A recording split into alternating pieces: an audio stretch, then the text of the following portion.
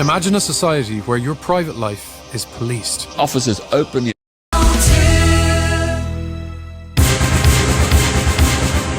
Imagine a society where your private life is policed. Officers openly abused us as puffs, queers, benders. Your love is forbidden. Attacked by the media, attacked by people, threatened, death letters. Your way of life is against the law. Men who choose to love other men are treated not only with intolerance and contempt, but prosecuted and jailed. 50 years ago this month, something remarkable happened that would ultimately change the lives of millions.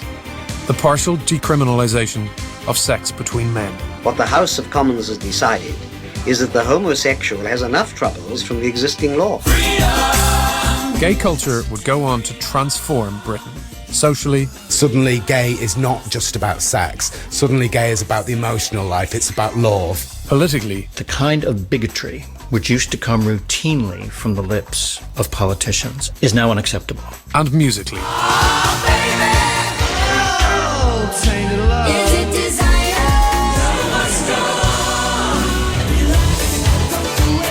I'm Andrew Scott, and this is Born This Way. It's a late July evening in 1967. An intense late-night debate has broken out in the House of Commons. The debate centres around a bill brought forward by Leo Apps, a Labour MP, and Lord Arran, a Conservative peer. At the time, sex between men is illegal, with gay men often referred to as suffering from a disability or as carrying a weight of shame all their lives. This debate proposed to change all of that.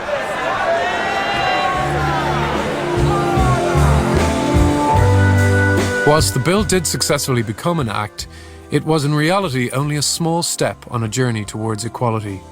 It would take years for widespread misunderstanding and homophobia to begin to recede. But it was an important start.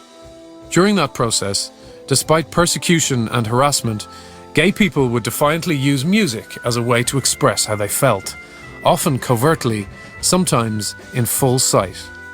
In the process, they would transform pop culture in Britain. To capture the origins of this gay musical revolution, we have to go right back to the turn of the 20th century. We're the boys, the Cabaret Boys. We are the leading London nightclub's only joys. It was a time when sexualities weren't so clearly defined. Matt Cook is a professor of modern history at Birkbeck, University of London. The word gay didn't exist as a descriptor for homosexuality.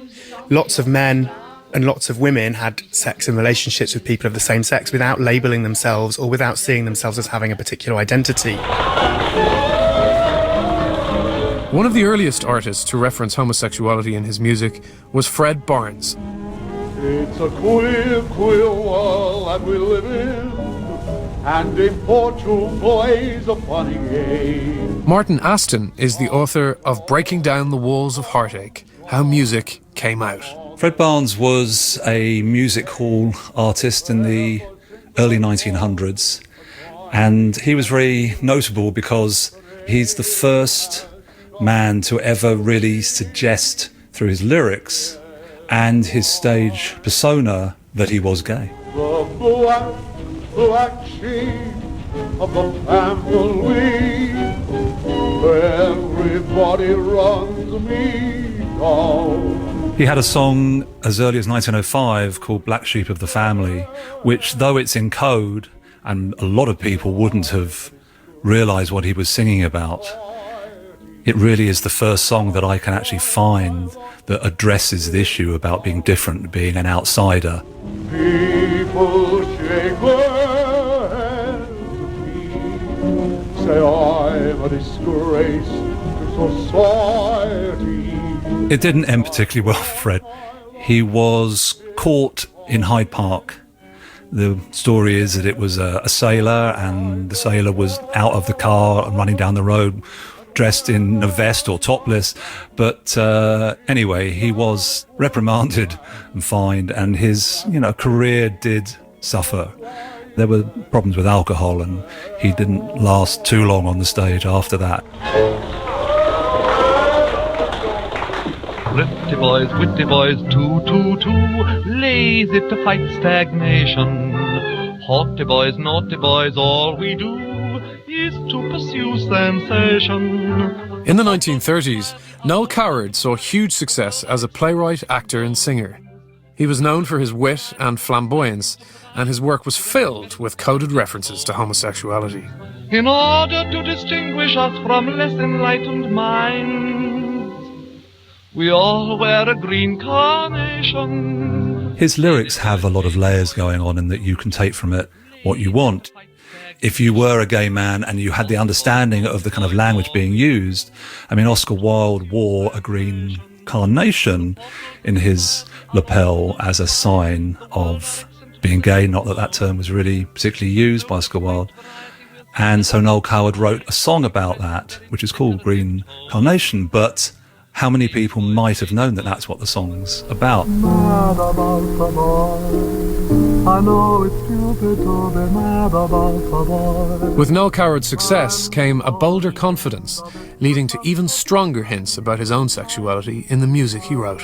Mad About the Boy is a classic case of being very open about it as written from a man's point of view, but the song was actually written for a woman to sing. I'm feeling quite insane and young again, and all because I'm mad about the boy. He's using other people as vehicles, and it's actually Mad About the Boy is being sung by one woman to another woman about a matinee idol. And it wasn't unusual back in the day for a man to write a song to be sung by a woman praising a man. But the fact we know that Noel Coward's gay, it just gives it that extra frisson that you know that it's coming from a sort of authentic place. Blues, 20th century blues, they're getting me down. In 2007, Will Young took on the role of Nicky in Coward's play The Vortex. I became a fan of Noel about a year before that, and I was really interested in his songs and all the little plays that he used to write and these variety shows and little operettas, and he was a painter. I mean, he was quite a prolific man. I've been cherishing through the perishing winter nights and days. There's certain people that dance the dance as gay performers, and he danced the dance then, and then you have people like Larry Grayson who danced the dance during his time, Kenneth Williams. You know, they were all right if they were being camp, but they never took it to filthy. Although he was still alive in the 1970s and his homosexuality was well known, Noel Coward never came out publicly. Noel Coward was definitely the old vanguard. He still has a huge place as a gay cultural icon. Of course he does. Coward's music could certainly be seen as a move forward for gay culture in the first half of the 20th century. In mainstream society, though, everything was about to change. This was the moment we'd all been waiting for. Enormous crowds had gathered outside the House and all over the centre of London to hear the end of the war in Europe officially announced by the Prime Minister. In the aftermath of World War II, public attitudes towards homosexuals soured. Professor Matt Cook. There was this attempt to rebuild Britain. Part of that was about the welfare state. Part of it was about redeploying a rhetoric, a nostalgic rhetoric about how things had supposedly been before the war. And that meant cultivating this idea of family. One of the ways in which you consolidate an image of family is to highlight the supposed threats to it. So in the 1950s, you get a lot of discussion about prostitution, you get a lot of discussion about homosexuality, you get a lot of discussion about immigrants, all those things, all those people that were seen to threaten this holy image of the family, which was going to be the building block of the new society. Why must I meet you in a secret rendezvous? It may seem odd to us now, but in this conservative era, sex in public was surprisingly common. Heterosexual courting couples would go into the park or the cinema or the woods or wherever, and there'd be a lot of usually quite discreet public sex and certainly public displays of affection going on. And that was no different for men who were having sex with other men, and in a way in particular for men who were having sex with other men, because home was not necessarily the safest place to be doing this, because there would be the risk of being overheard. If landlords got wind of what was going on, they could be evicted. And so cottaging or having sex in a public toilet was a kind of fairly regular part of a sexual circuit for a lot of men. Till we have the right to kiss openly, we'll just have to be content to be in love secretly. The police did attempt to clamp down on this kind of activity to stave off what they feared would be moral outrage. The police weren't consistently and systematically arresting men. It was much more ad hoc. It very much depended on different police areas and particular policemen. There was considerable use of pretty policemen, as they were known, agents provocateurs, who would kind of encourage men or try and seduce men so that they could be arrested. The other technique that was used was chain arrests. So the police would arrest one man and suggest a deal where if they gave their address books or if they gave names, then they might escape arrest and they wouldn't be taken to prosecution. And this led in the 1950s to some huge scandals hitting the press where 16, 20, 25 men would be arrested in a particular area, leading to those kind of headlines about a kind of cancer within the fabric of our nation and these kind of ideas.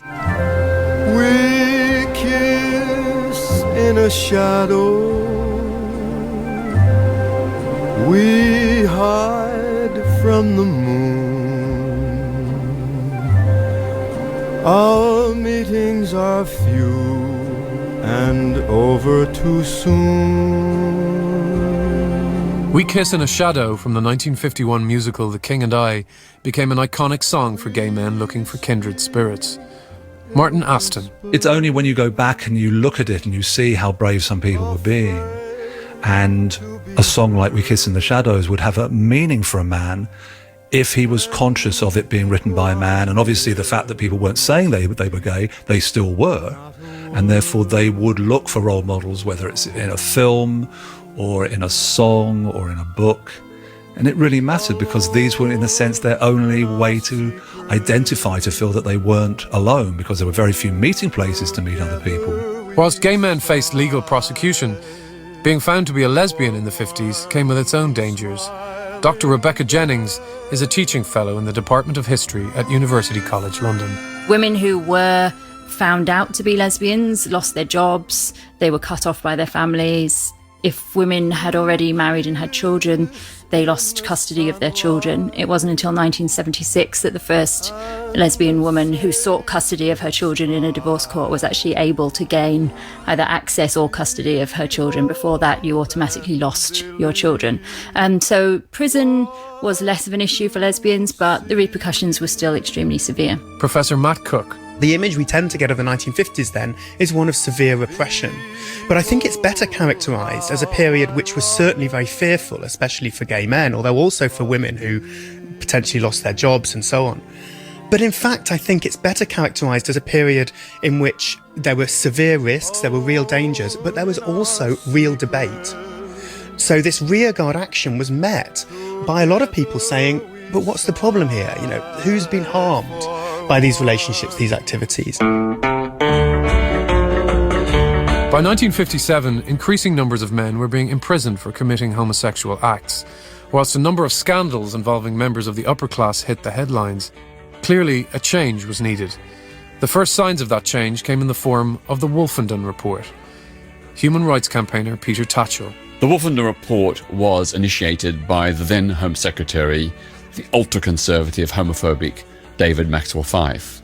He was aghast at the escalating level of arrests of gay and bisexual men, including very prominent public figures like Lord Montagu, the actor John Gielgud, and the journalist Peter Wildeblood. He had hoped that this committee would recommend a way of solving the homosexual problem. John Wolfenden led the committee. We have, for our part on this committee, dealt with the crime part of it. It's for somebody else to deal with the sin part of it. John Wolfenden was not the liberal that many people think. He was actually quite homophobic, and there were 3 issues on which he forced the final report to be much more repressive than it could and should have been. And so, whilst the end of the 50s brought new hope for gay rights, the recommendations of the report left much to be desired. But a sexual revolution was just around the corner. The 1960s saw one of the most profound decades of change in British history in terms of attitudes towards sex and sexuality. This was accompanied by the emergence of a much more visible sexual culture. When free love hit the mainstream, conversations about sex and sexuality began to become more open. Professor Matt Cook. Were moral and sexual modes of behaviour, were they fixed, or could they be relative? In other words, might we accept somebody's difference in some way in terms of sex before marriage was a big issue, for example, that was being discussed, or illegitimacy, or homosexuality? And there was no shared conclusion reached about these things, but the discussion was in the air. And what a lot of people described is not that their lives changed dramatically in the 1960s, but they observed or saw discussion or coverage in the media or a greater kind of valuation of popular culture. It was in this atmosphere that gay culture would begin to influence pop culture like never before.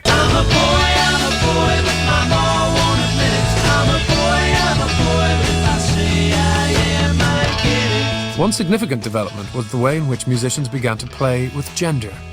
Author and music journalist John Savage. If you look at the history of entertainment in general, it's always had androgyny. The 60s, in fact, brought this to a head because people had the freedom to act this out in public. You also had the issue of long hair, which was obviously started by the Beatles and the Rolling Stones in 63, 64, and became a huge issue. That at the time was thought not to be standard masculinity.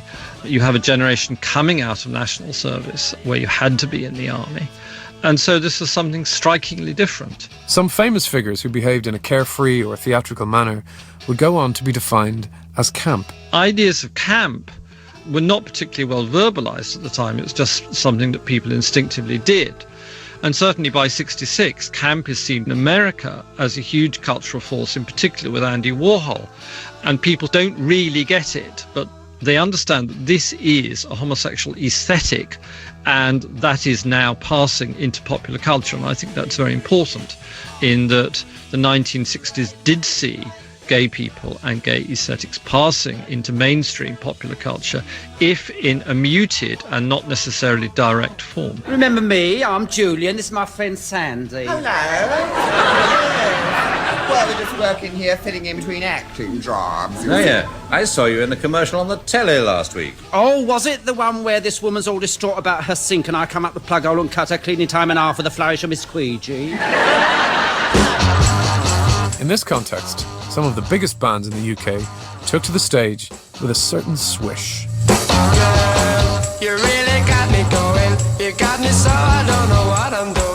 In 1964, brothers Ray and Dave Davies formed a band in their North London school. It went on to become one of the most influential rock groups of the era.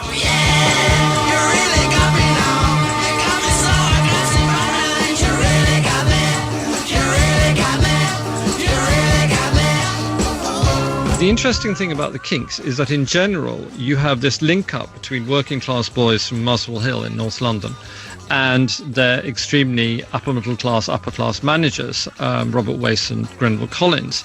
And so from a very early age, the Kinks were involved in the class mixing that happened to some extent in London in the 1960s.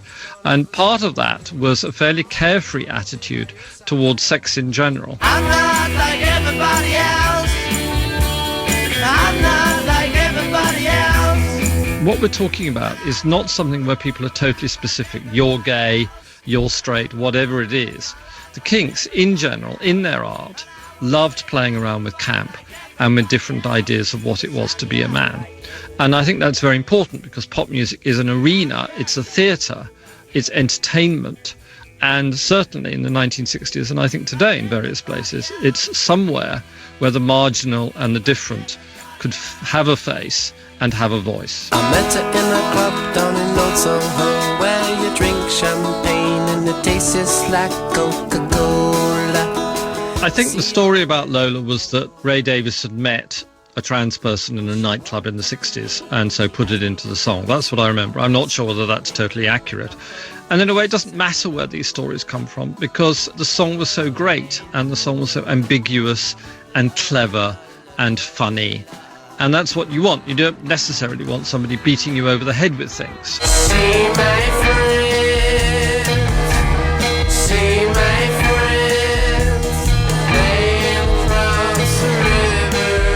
See My Friends is a very, very elusive and blurred record. It could almost be a queer song. And there is something, again, this goes to another definition of queer, which is in the widest sense that it's not just about being gay, that it's about being strange and slightly disturbing. And of course, that's how gay people were seen a lot of the time in the 1960s and the 1970s, and indeed the 1980s. One super producer of the 1960s who specialised in strange was Joe Meek. Meek was openly gay at a time when homosexual sex was still illegal. When he was arrested for cottaging in a public toilet in 1963, it was front-page news. Many accounts say that he was quite strange. I think obsessed is more to the point. Every now and then, he'd get very intense and very angry. But that was to do, I think, with the limitations, perhaps, of what he heard in his mind and what he could do with the technology then available. He was first and foremost interested in possibilities of sound, which makes him a true pioneer. Author and journalist Martin Aston. The very last Tornadoes single, again, Joe Meek is pulling the strings, and on the B-side, he puts a track really which is his own. It's a sort of uninspiring sort of lounge music instrumental, a kind of ritzy Reginald Dixon organ piece. And over it, he has a dialogue between two men. Do you come here often? Only when the pirate ships go up here. Me too. John Savage. They sound like very gay voices, they sound very camp, and they're indulging in gay back chat. Well, pajamas are out. As far as I'm concerned, anyway. Who cares? Well, I know of a few people that do. Yes, you would. This was quite a thing. This was the first semi-authentic slice of gay life to be released in the UK on a major label. In fact, it was voiced by two of the Tornadoes, or the New Tornadoes as they were known, who'd formerly been a group called the Saxons. And in fact, both the people who voiced the track were straight, but they loved playing the role. And I think this leads into something quite important, which is the way that gender and sexuality slides all over the place in pop music. And it's not always wise to be too specific about things. Have I the right to hold you?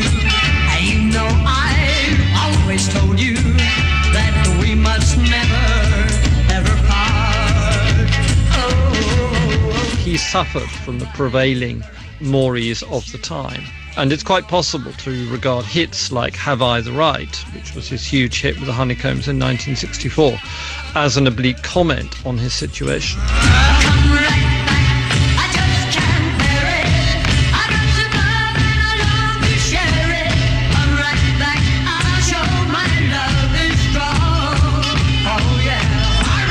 Have I the Right was the debut single by the Honeycombs.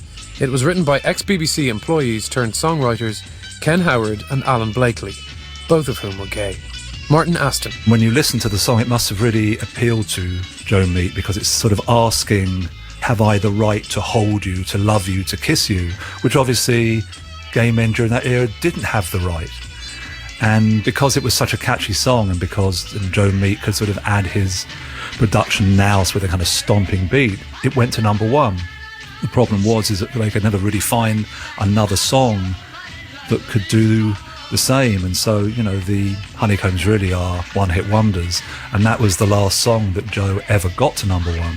So it all went downhill from there. Come right back where you belong. Oh yeah, you belong. Joe Meek's production was no longer hitting the mark. Many have suggested that was down to a band that Joe had previously advised Brian Epstein not to sign. The problem that Joe Meek had was the Beatles. The Beatles completely moved the goalpost. Love, love me do. You know I love you. In 1961, a young Epstein decided to take on a scruffy-looking four-piece called The Beatles. Love me do. John Savage. I think Brian Epstein's impact on the Beatles was huge. When he became their manager in late 61, they were going nowhere. They were obviously very, very good, but they were stuck in Liverpool. What Epstein did was ground them. And as part of that, he began to assert his influence over the band. Broadcaster Paul Gambaccini. In Brian, the Beatles had someone whom they trusted, That's the most important gift you can give anyone. And so when he cleaned up their image, they went along with it. And it was said in the era before people were customarily out that teenage girls and gay men had more or less the same taste in pop stars. So if a gay man like Brian Epstein fancied a heterosexual male singer, the odds are the girls would too. That was the theory.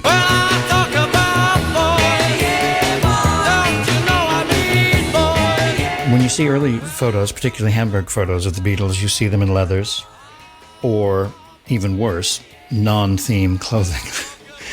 And he put them in the suits and the haircuts. And of course, it turned out to be a stroke of genius because you had a theme and variations. So everyone knew what a Beatle looked like, but there were 4 distinct ones. And that was one of the things that helped people remember the mantra John, Paul, George and Ringo.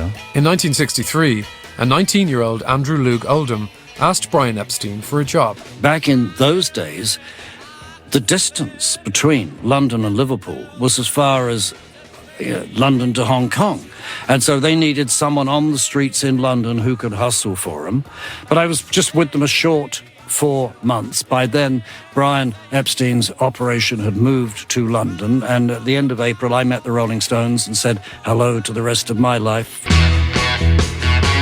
Loog Oldham had reluctantly gone to see the new R&B band with a young Mick Jagger as the frontman, but he instantly saw their potential and became their manager. There's this thing that I manufactured them as an opposite to the Beatles.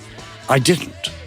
I only can believe in acts who just be exactly what you are and we will be fine. I mean, the Beatles, John and Paul, gave us our second song, I Want to Be Your Man. You don't do that with the competition.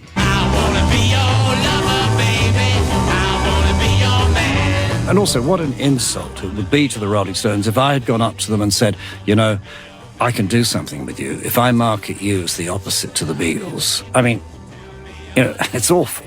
That would be awful. So it was for what they were.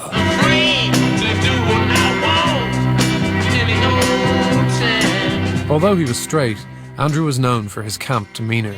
Author and music journalist John Savage. The Rolling Stones manager, Andrew Loog Oldham, was thoroughly versed in the ways of camp through his experience in the music industry. And Jagger did certainly flirt around with camp during the 1960s, even though he's obviously in many ways a traditional male. Mick Jagger getting his campness from me. Now, there's a subject we only touch when we have to, and for programs like this, because, you know, out there in the wilderness, there are young people finding themselves who are having difficulty dealing with their sexuality, particularly if they're gay. And Mick Jagger, without doubt, is an example, regardless of, you know, that his sexuality is not the same as theirs, because he dares be himself in public. So therefore, I'm very proud that he is a very good example to them, and I'm glad that I was a good example to him. Andrew also incorporated a camp feel into the band's musical output when he was writing and producing with them. I'd Much Rather Be With the Boys was written and recorded in 1965.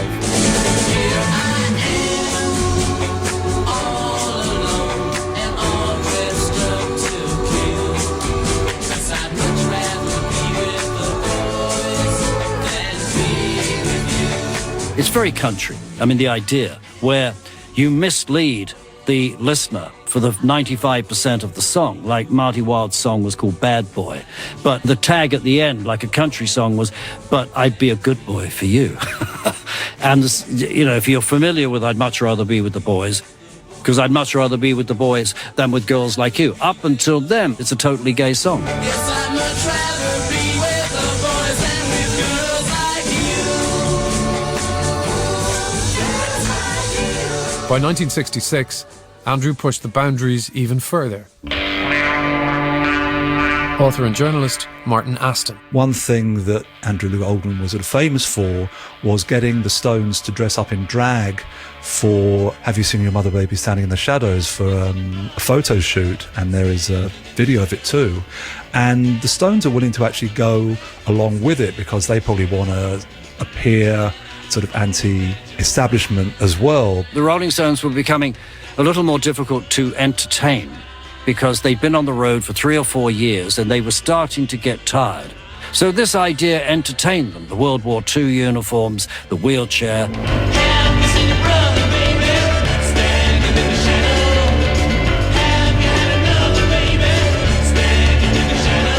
Mick Jagger was quite an androgynous character, but was very happy to sort of play up to it, even though in the photo shoot you can see it's actually Brian Jones and Keith Richard who are the ones who much more embrace it. There are some outtakes from that shoot, and the pictures of Brian getting into his corset and his brassiere, alas to say, is Brian Jones at the happiest I probably saw him in 1966.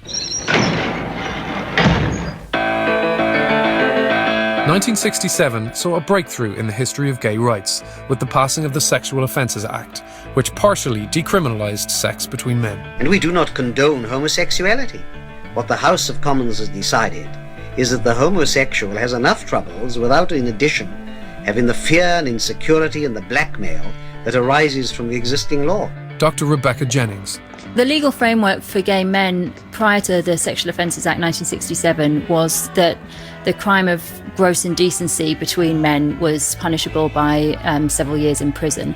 And gross indecency encompassed any kind of sexual approach, basically, between men. Human rights campaigner Peter Tatchell. The 1967 Act removed the blanket outlawing of male homosexuality, the automatic criminalisation of all gay men in all circumstances ceased in 1967.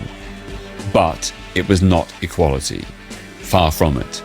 It abolished the maximum penalty for anal intercourse of life imprisonment, reducing it in certain circumstances to a maximum of 2 to 5 years. The Sexual Offences Act aimed to decriminalise male homosexuality, but in quite a narrow way. So it focused on sexual encounters between men in private.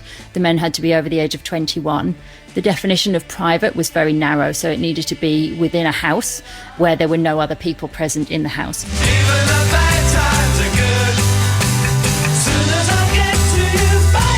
Professor Matt Cook. A lot of men said, well, this act doesn't do anything for me because I don't have this space to go to. So in that respect, in many ways, it referred to middle class or elite men who had their own homes or flats and had that kind of space to have sexual relations and to have sex in. In many respects, it legitimised a particular form of sex and relationships, and it was a kind of respectable middle-class model of coupledom. A backlash was inevitable. Ironically, arrests for offences related to homosexuality actually increased in the years following the 1967 Act. Peter Tatchell. In 1966, 420 men were convicted of the offence of so-called gross indecency. By 1974, it had risen to over 1,700. That was an increase of over 400%. But while the Act did have some negative consequences, it did encourage a public conversation about homosexuality. While the Act focused on sex between men, it had an impact on women too. There was an increased coverage of lesbians in the media in the late 1960s and early 1970s. This was perhaps partly to do with the Sexual Offences Act and also as a result of the Minorities Research Group, which actively sought out media interviews because one of their aims was to improve the public image of lesbianism. And so they tried to identify sympathetic journalists who were willing to do interviews which, presented them as normal people as opposed to the sort of more extreme stereotypes that had been in existence before that time. A comfortable house in Wandsworth, indistinguishable from thousands of homes owned by married couples. It's where Julie Switzer and Cynthia Reed, a lesbian couple, have lived for 4 years. A domestic life which began as conventionally as any normal married couple when they fell in love. There were two women who were involved in the Minorities Research Group and who then went on to found Kenrick, which is a lesbian social organisation which still exists today. Those two women, Cindy Reed and Julie Switzer, did a number of media interviews. I just don't see any difference between a normal couple falling in love and two women falling in love or two men falling in love. It's as romantic as the two people make it. The Sexual Offences Act of 1967 opened the doors to change, but it didn't come close to offering equality. Gay men and women still faced persecution. But only a few years later, in the mid-70s, a gay mindset hit pop culture big time. Disco emerged from the gay clubs of New York and revolutionized pop music. Broadcaster and singer Animatronic shares a very special birthday. So I was sort of born the same year that disco music was born in the mainstream. Really, at the heart of everything, I think, is the fact that disco really is an intersectional art form. It is Black, it's gay, it's American, it's European, it's so many things. It's very female. There are so many intersections that it covers. This genre really knew its audience, and it wasn't long before the first gay disco song was written specifically for a gay following. I'm walking through life and nature's the sky. John Savage. There's a song called I Was Born This Way, the original version from 1975, which was recorded by Valentino and released on a Motown subsidiary called Gaie, G-A-I-E-E. And this was the first record actively promoted by an out gay singer. And so it was fantastically important from that point of view.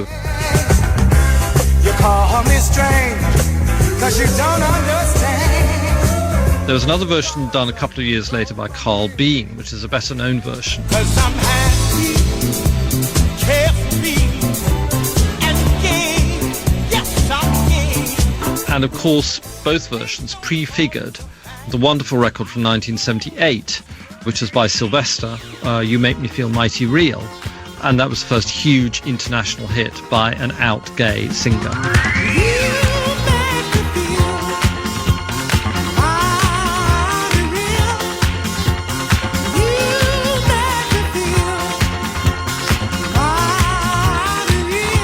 It really is that pre-chorus climb, that woo, you make me feel. It's just that, it's that undeniable feeling of elation and that rush that it gives you that really is so special about disco.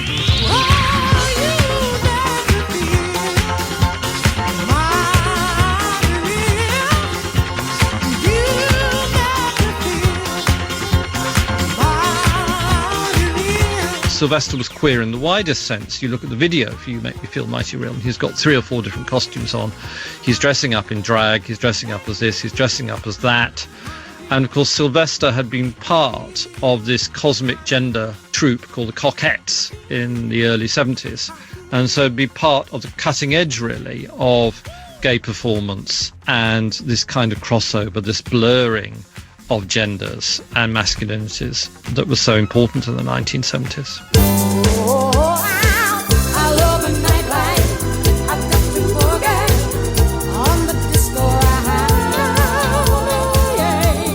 I think the overarching message is liberation, and that's something that was already in place in soul music.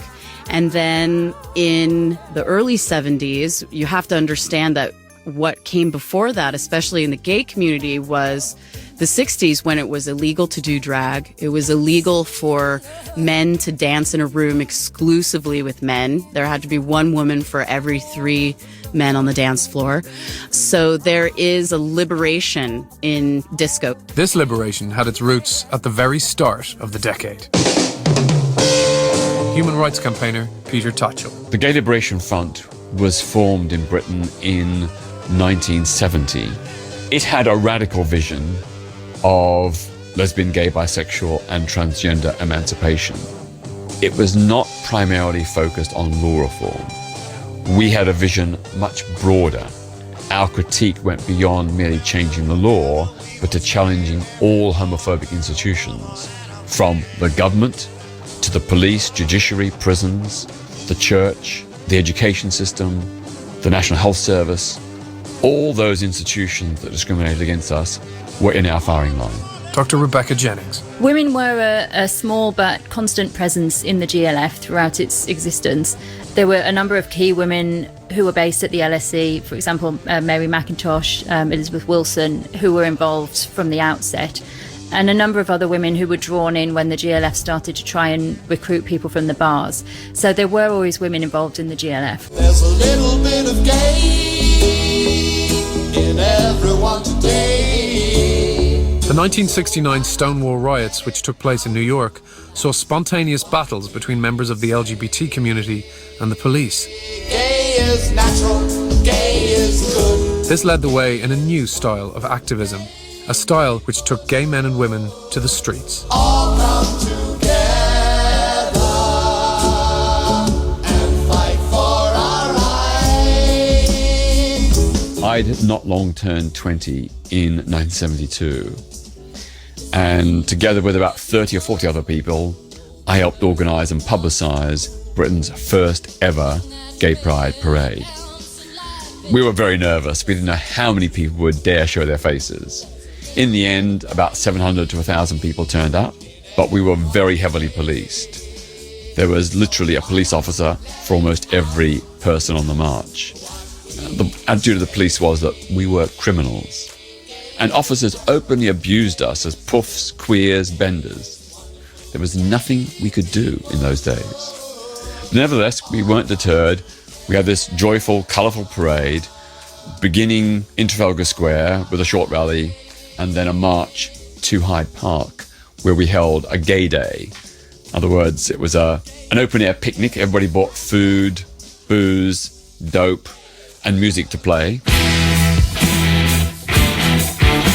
We played, various party games like spin the bottle, while scores of police looked on with angry, furious faces. But you won't fool the children of the revolution. Now you won't fool the children of the revolution. We felt there was sufficient of us to defy the law. So people did hold hands, cuddle and kiss, which in normal circumstances would have got us arrested. They didn't have enough officers, handcuffs and paddy wagons to arrest us all.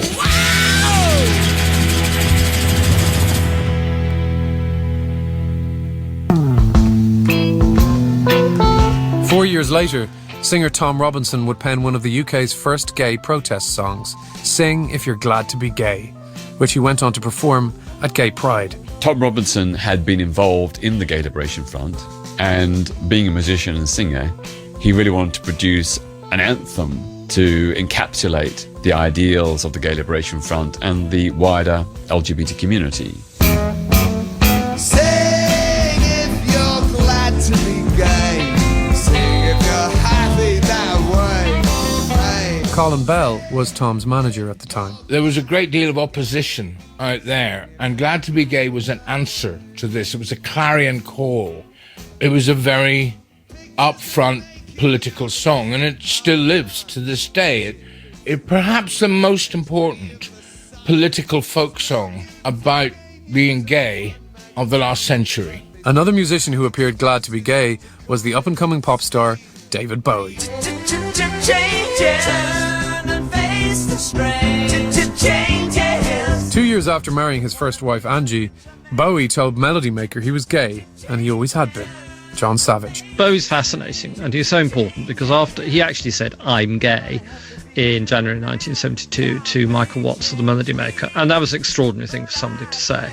And he did have hits. He became a superstar afterwards. So the traditional thing of you come out as gay and then your career's over was shown to be incorrect, because he became a huge superstar after that revelation. Broadcaster Stephanie Hurst recalls buying her first David Bowie record. I remember distinctly being on Barnsley Market on a Tuesday, second-hand day, lots of record stalls, and flicking through the David Bowie section and leafing out Man Who Sold the World. And there's David Bowie on the cover, wearing a dress with some brown knee-high boots on. We passed up on the step. we spoke of was and when. For someone like myself who struggled as a child with their gender identity, there was no Google back then. I couldn't Google anything. But seeing David Bowie on that cover, I bought it immediately. I remember particularly just staring at this cover on my way home and then getting the record home and playing it. But that cover, that made me feel less alone.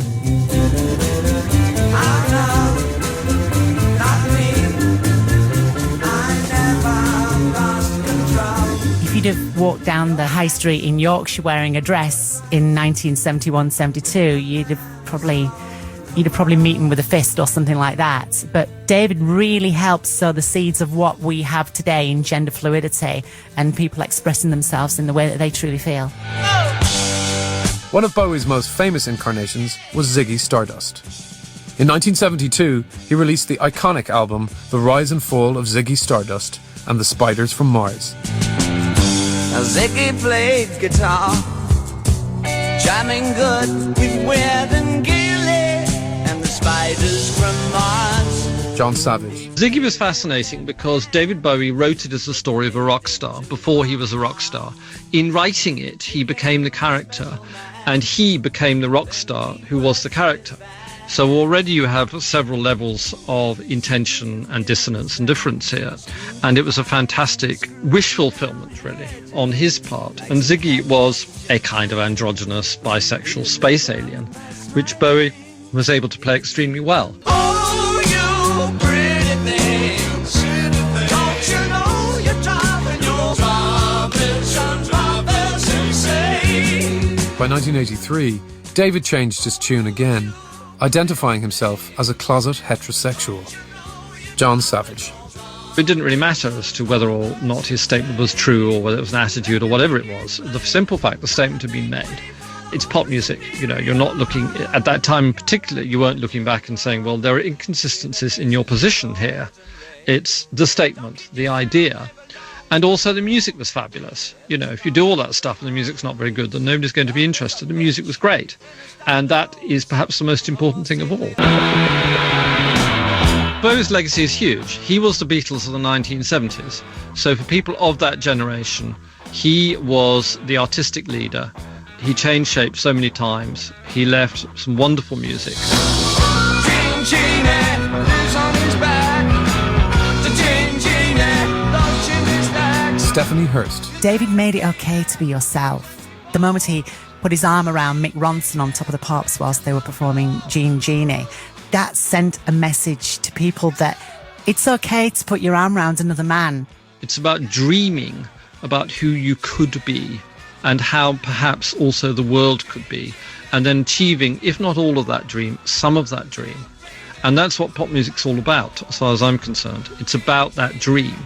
I don't like groups who are just like everyday people. It's not social realism. It's entertainment and it's fantasy.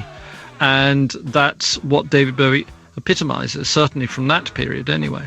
I think we should never forget what David Bowie, apart from his music, but actually him just being himself or whoever he wanted to be. He was unashamedly proud of who he was that day. Bowie was making a point, was being outrageous, was opening the door for a lot of people. And that's why people from that generation, right the way through, have a huge debt to David Bowie.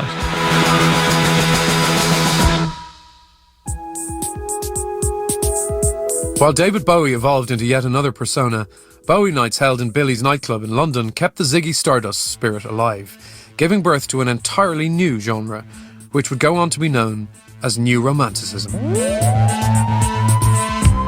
With the overwhelming popularity of their club night, organisers Steve Strange and Rusty Egan had to relocate to a larger venue, a wine bar in Covent Garden called The Blitz. Actor and Spandau Ballet bassist Martin Kemp was a regular. The Blitz was the most amazing thing. You have to think about what came before, and that was punk, because punk was all about destroy and no future. It was anti-establishment. New Romantics and The Blitz was all about making the most out of what you have. I thought it was an incredible place. It was a mixture of St Martin's School of Arts, young fashion students, and it was also working class soul boys like us from North London The Blitz wasn't just a club that was open every night of the week. It was a nightclub that was open once a week on a Tuesday night. And the rest of the week was deciding what you were going to wear for that Tuesday night. New Romanticism was about far more than dressing in a certain way. Much like its predecessor punk, it was an attitude. There was a kind of edge to it, but there was also a kind of androgyny to it as well. You know, this kind of sexual ambiguity. There was lots of boys dressing up as girls and girls dressing up as boys. Providing the soundtrack to that era was synth-pop band Visage, founded by Steve Strange and Rusty Egan. I think the person that put the New Romantic sound together as we know it was Rusty Egan. It was him playing those records behind that DJ booth that is now the sound that we know as kind of New Romantics, that kind of early 80s sound, the sound that Spandau Ballet first started with. With Spandau Ballet, Martin Kemp, alongside his brother Gary, Tony Hadley, Steve Norman and John Keeble, became one of the most recognisable groups of the New Romantic era.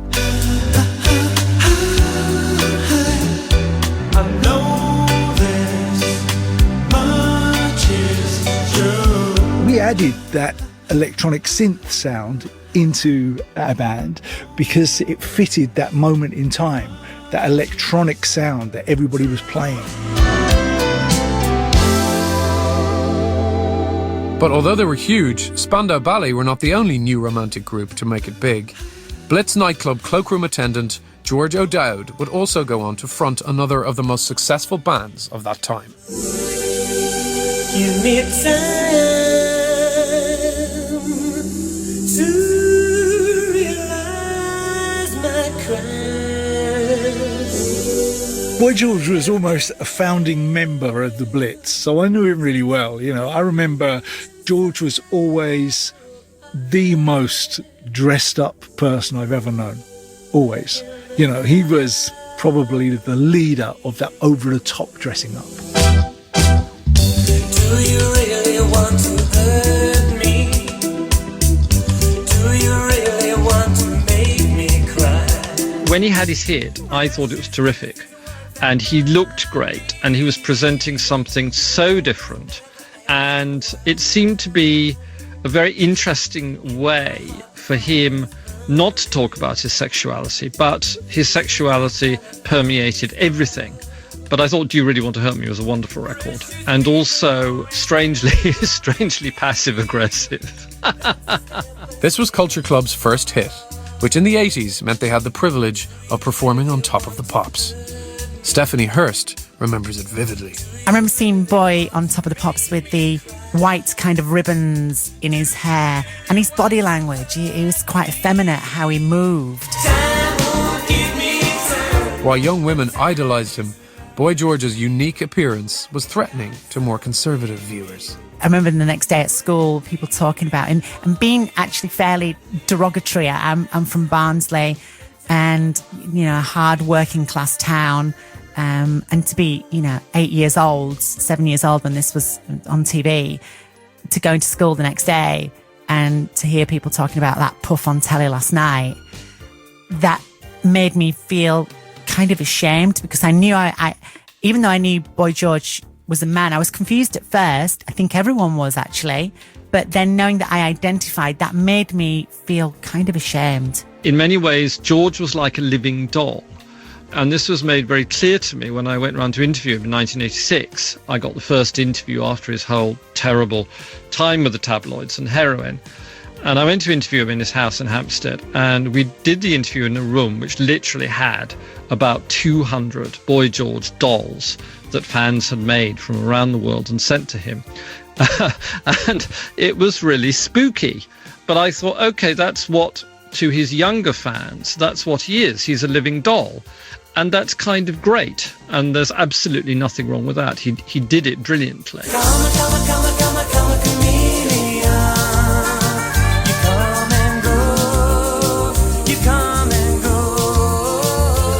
While his style was being imitated throughout the world, Boy George was seen as unique and true to himself. I think Boy was showing that, this is me, accept me, who I am. And they really did explode, didn't they? They exploded hugely. He was constantly on the front pages, kind of went from zero to hero pretty much overnight. And there was also, I think there was massive intrigue as well, because although we'd seen people like Bowie and Mark Bolan in the 70s, to move to the 80s where somebody is so openly feminine but male, I think that threw massive questions and confusion into the audience. It wasn't long before the public's intrigue and confusion converted into success. Boy George had whet the public's appetite for something different, a new form of gay pop. In the very early 80s, it looked like alternative music artists, gay or otherwise, were finally becoming accepted into mainstream culture. But it wouldn't be long before a bombshell hit that made gay men social pariahs once again. Coming up in episode 2. If you had full-blown AIDS, you were gone in a year. That was it. You had signed your death warrant. There was a lot of pressure to not say I was gay and pretend. Let's go outside. It became very difficult to argue against two people getting together because they love each other. Born This Way was produced by Jonathan O'Sullivan. It was a TBI media production for BBC Radio 2.